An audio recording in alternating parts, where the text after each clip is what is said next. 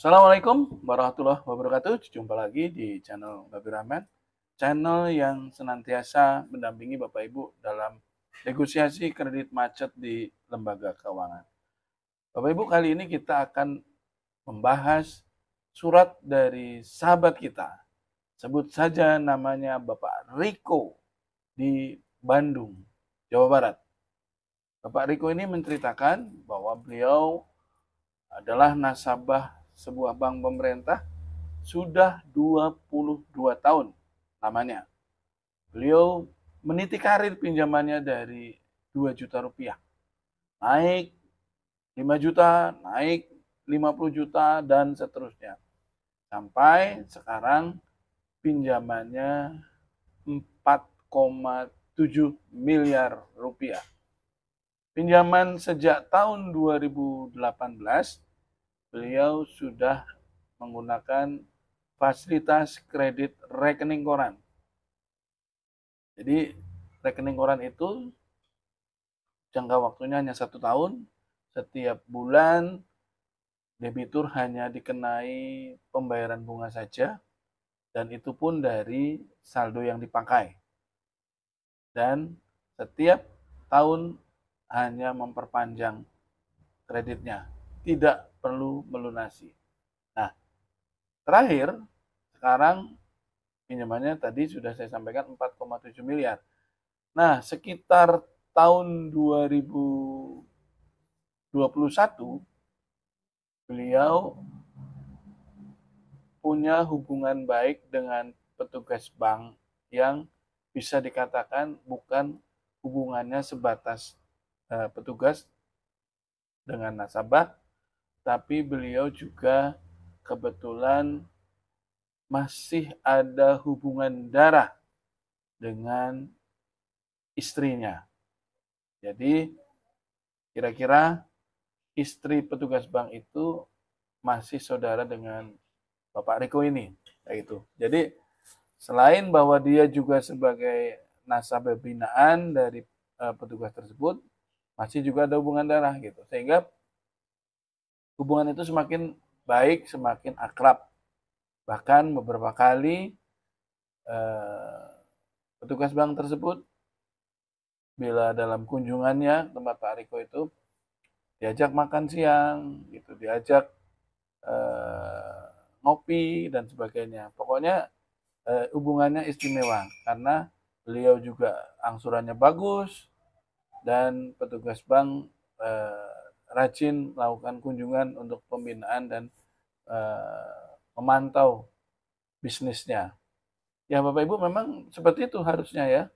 Jadi petugas bank itu datang bukan hanya ketika debitur sudah bermasalah, sudah menunggak, tapi sebelum menunggak pun harus ada kunjungan. Kunjungan itu merupakan kunjungan pembinaan, kunjungan untuk memantau perjalanan bisnisnya, apakah ada kendala, apakah ada yang bisa dibantu dari pihak bank, dan itu namanya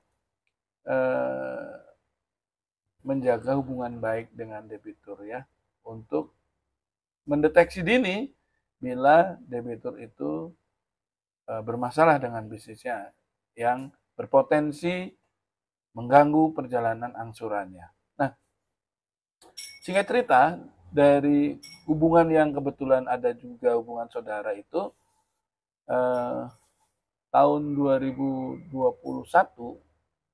itu si petugas yang membina beliau, yang selalu menjadi jembatan antara bank dengan beliau, itu suatu ketika itu meminjam dana dari beliau. Ya Bapak Ibu, rekening koran itu terkadang bila debitur itu sedang tidak menggunakan dananya, mereka akan mengembalikan dananya. Jadi rekening koran itu seperti tabungan, bisa ditarik, bisa disetorin. Nah biasanya debitur yang pengelolaannya bagus, pengelolaan keuangannya bagus, mereka akan mengembalikan saldonya bila sudah tidak dipakai, sehingga meminimalisir beban bunga. Nah, karena petugas tersebut mempunyai beberapa binaan gitu. Jadi dia tahu debitur mana yang punya kelonggaran tarik, yang masih bisa dipakai saldonya. Nah, kebetulan Pak Riko ini juga masih ada hubungan darah, sehingga oleh petugas, katakan saja Mr. X gitu ya, dipinjam dananya. Dipinjam ke dananya katanya untuk keperluan kantor gitu. Nah, sekali, dua kali, tiga kali dikembalikan tepat waktu. Dan seringkali setiap mengembalikan itu dikasih tambahan. Jadi misalnya pinjam 200 juta gitu, pengembaliannya kadang ditambah 5 juta, kadang ditambah 2 juta, seperti itu.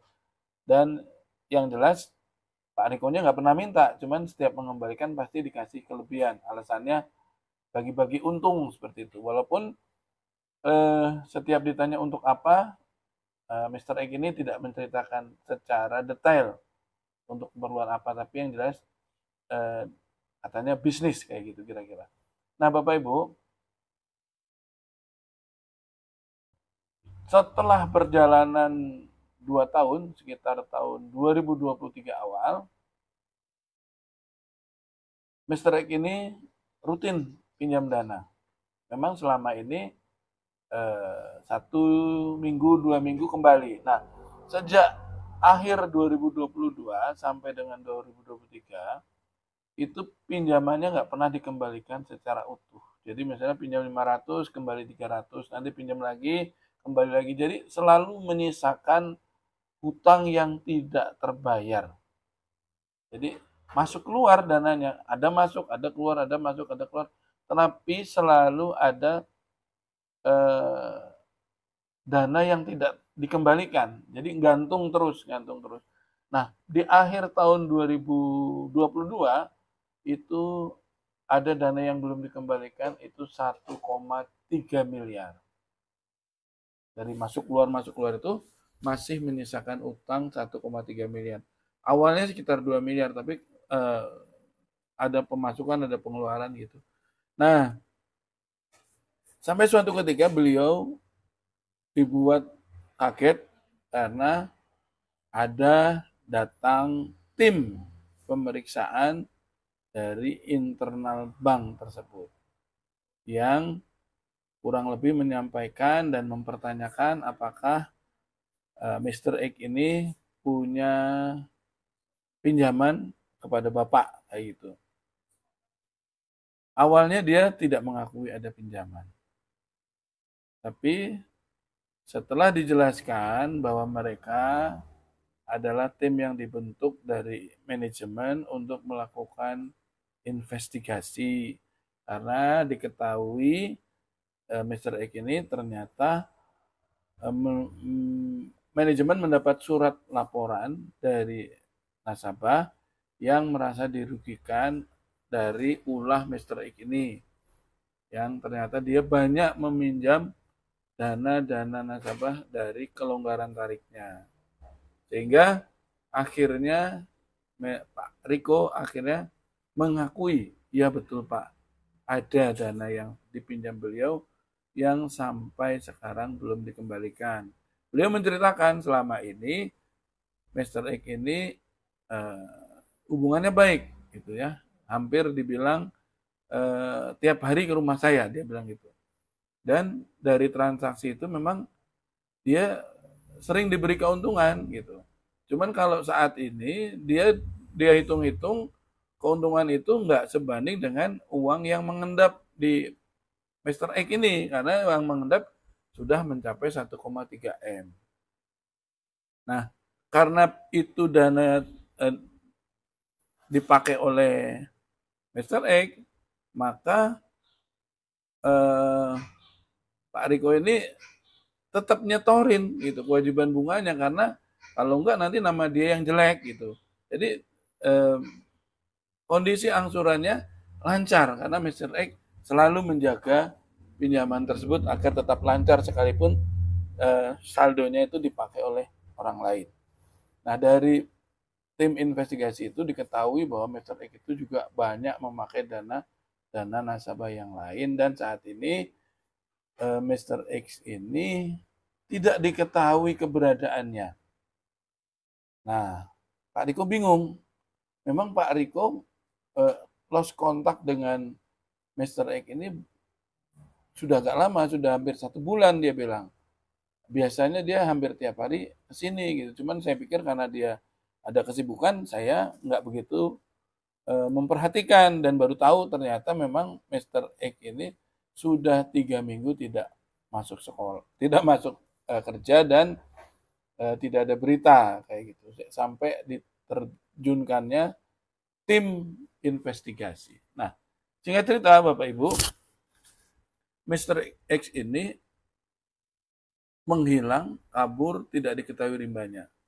Bahkan sudah dilaporkan ke kejaksaan, ya, nggak melalui kepolisian, tapi ditangani langsung kejaksaan.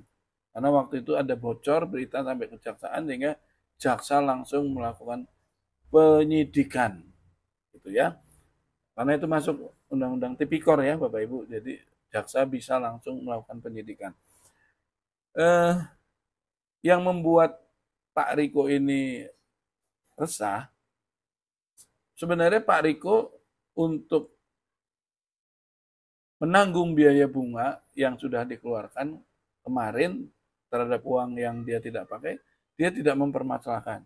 Dia sudah keluar untuk bayar bunga pinjaman dari yang 1,3 M aja hampir 330 juta katanya. Yang sudah dia bayarkan. Nah, saat ini karena Mr. X ini eh, pergi entah kemana gitu dan beliau menghendaki ingin melunasi pinjamannya. Nah, bersuratlah beliau kepada bank bahwa dengan kronologi yang dia sampaikan, eh, dia ingin diberi keringanan untuk membayar sisa pokoknya yang 4,7 dikurangi 1,3.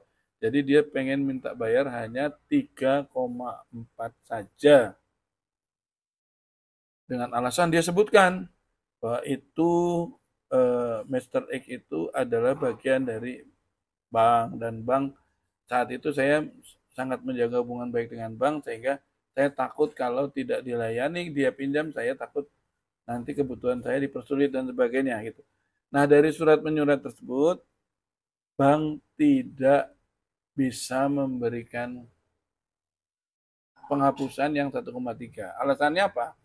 Alasannya bank bahwa kelonggaran tarik yang diambil oleh yang dipakai oleh Mr. X itu dilakukan sendiri penarikannya oleh Pak Riko. Dia datang sendiri ke bank, dia tariknya lewat teller, dia tanda tangan di kwitansi penarikan, dan uangnya baru diserahkan kepada Mr. X di belakang kantor, walaupun itu masih di lingkungan kantor. Jadi dia merasa dia minta bank membuka CCTV untuk membuktikan bahwa uang itu keluar dari teller langsung diserahkan kepada yang bersangkutan. Tapi nampaknya bank tetap bersikukuh tidak mau mengakui itu sebagai tanggung jawab bank.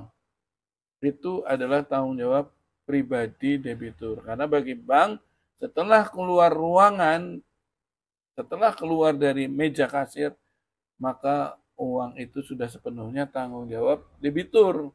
Versi banknya seperti itu. Mau jatuh, mau diberikan kepada siapapun, bukan urusan saya. Bank sampaikan, saya akan bertanggung jawab bila penarikannya merupakan penarikan karena pencurian, pemalsuan tanda tangan, uangnya diterimakan sendiri oleh yang bersangkutan, bukan oleh debiturnya. Baru bank mau tanggung jawab. Mereka alasan seperti itu. Nah, disitulah Pak Riko ini kemudian mempertanyakan kepada saya, Pak, apakah saya tidak bisa meminta pertanggungjawaban bank? Saat itu, si Mr. X ini, walaupun masih punya hubungan saudara dengan istri saya, tapi saya melihat Pak Riko ini adalah bagian yang tidak terpisahkan dari PRI. Nggak mungkin dong saya ngasih pinjaman kepada seorang satpam PRI. Atau nggak mungkin dong saya ngasih pinjaman ke seseorang yang di situ jabatannya tidak jelas. Sedangkan Mr. X ini jabatannya jelas dan dia termasuk orang yang saya anggap akan bisa membantu keperluan saya di kemudian hari bila saya misalnya butuh naik plafon.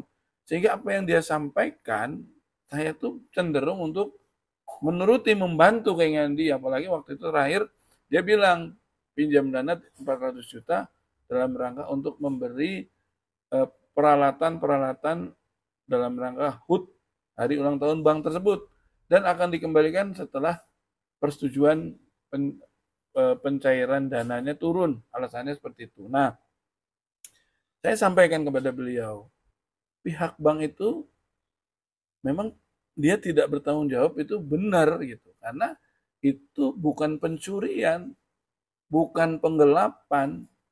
Walaupun mungkin dia berani minjemin karena yang bersangkutan adalah petugas bank dan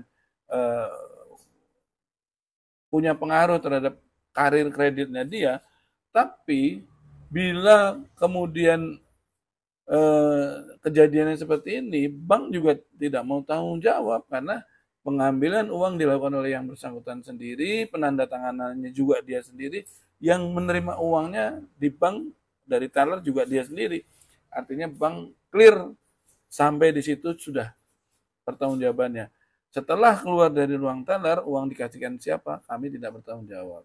Nah, tapi yang bagus dari bank ini rupanya bank ini menyadari bahwa permasalahan ini bukan cuma terhadap Pak Riko, karena ada 19 orang lainnya yang kasusnya sama, yang dipinjemin kelonggaran tariknya oleh Mr. X ini, dan semua ditinggal kabur. Total kerugian yang diderita oleh bank itu sekitar 64 miliar. Luar biasa, fantastis Bapak Ibu. Nah, saat ini karena yang bersangkutan kabur, tidak bisa dimintai pertanggungjawaban. Gitu. Nah, bagi Pak Riko, ya menurut saya Pak Riko ini termasuk diuntungkan, sekalipun dia tidak diberi keringanan untuk menghapuskan uang yang dipakai oleh Mr. X, setidaknya Pak Riko dapat jaminan tidak akan dilelang. Karena win-win solution yang diberikan bank itu, dipersilakan untuk mengangsur sambil menunggu aset terjual, dan di setiap setorannya dimasukkan ke bunga. Dimasukkan ke pokok utang, tidak ada yang masuk bunga. Jadi kalau dihitung-hitung, misalnya pinjamannya masih 4 miliar, 4,7 miliar, kalau dia angsur, dia tiap bulan sudah berjalan hampir 8 bulan, tiap bulan dia bayar 20 juta. Kalau diangsur selama dengan 4,7 miliar dibagi 20 juta, itu bisa 230-250 bulan mungkin baru selesai itu. Nah, bagi saya itu termasuk yang diuntungkan gitu ya, walaupun di kalimat persetujuannya itu adalah memberi dispensasi untuk bayar pokoknya saja sambil menunggu aset terjual dengan penjualan aset parsial. Kalimat putusan yang diberikan bank seperti itu tuh bagus sekali, artinya Pak Riko tinggal ditelateni bayar, misalnya mampunya 20 juta, ya udah setorin 20 juta, 20 juta, 20 juta, dan itu mengurangi pokok. Mana ada bank yang mau seperti itu? Entah kapan lunasnya, 200 bulan lebih. Karena bank tidak bisa memberikan pembebasan dari uang yang dipakai Pak Mr. X tadi, walaupun bank mengakui ini penyalahgunaan kewenangan, walaupun bank menyadari ini abuse of power, ya penyalahgunaan kekuasaan, tapi bank juga nggak mau dirugikan. Bank itu bisnisnya jualan duit gitu. Nah, win-win solusinya seperti itu. Nah, jadi saya sampaikan ke Pak Riko, Bapak jangan menuntut lebih. Nggak mungkin Bapak menuntut lebih, memaksa untuk pembebasan 1,3-nya, karena peran Bapak, kesalahan Bapak tuh ada di situ ya. Kecuali dia ngambil sendiri tanpa diketahui, mungkin cuman diketahui, ya boleh saya pinjam, silakan ambil aja gitu. Misalnya gitu, kemudian akhirnya operasionalnya si Mr. X itu menandatangani penarikan dengan pemasukan tanda tangan. Nah, itu bank wajib bertanggung jawab. Ya, karena itu pelanggaran yang menggunakan jabatan, sehingga bank harus bertanggung jawab. Tapi kalau kasus seperti itu ya nggak pantas memang bank untuk dimintai pertanggungjawaban. Jadi Bapak Ibu, pesan saya, sebaik apapun hubungan kita dengan petugas bank, walaupun Anda masih lancar, kami sarankan tidak perlu melakukan transaksi seperti itu. Karena kita nggak tahu ke depan seperti apa ya kondisinya, apakah Bapak Ibu nanti tetap baik-baik saja, tetap bisnisnya lancar, tetap bisa ngangsur. Kan kita nggak tahu. Tapi kalau terjadi seperti itu, yang dirugikan debitur. Karena dari bank, jelas bank tidak mau mengakui operasional petugas tersebut yang menggunakan atas nama bank untuk pinjam uang. Kayak gitu Bapak Ibu. Dan ini ternyata kasusnya menjadi deadlock karena yang bersangkutan kabur, tidak bisa dilanjutkan proses hukumnya. Kayak gitu Bapak Ibu. Jadi tidak perlu berhubungan baik yang berlebihan. Kalaupun Anda berhubungan baik, sebatas wajar hubungan debitur dengan kreditur. Dah sampai di situ aja. Jangan lebih dari itu. Apalagi sampai ada transaksi utang piutang. Karena resiko akan ditanggung Bapak Ibu sendiri. Manajemen tidak akan bertanggung jawab dengan apa yang dilakukan anak buahnya. Ya, dan dia akan menganggap itu adalah out of order. Itu adalah penyimpangan kewenangan, penyimpangan hak petugas. Dan itu dianggap sebagai oknum. Nah, coba kalau kayak gitu gimana? Mereka hanya dianggap oknum dan bank sekarang ikut memburu yang bersangkutan untuk diproses. Nah, terus kita gimana akhirnya? Nah, makanya tidak perlu berhubungan berlebihan. Kalau mereka baik, ya kita baik, tapi tidak perlu ada transaksi-transaksi di luar konteks debitur dan kreditur. Nah, gitu ya Bapak Ibu, semoga bermanfaat, pembelajaran yang baik. Semoga tidak terjadi dengan Bapak Ibu di sana, di luar sana, dan tetap semangat menyelesaikan ribanya. Semoga bermanfaat. Assalamualaikum warahmatullahi wabarakatuh.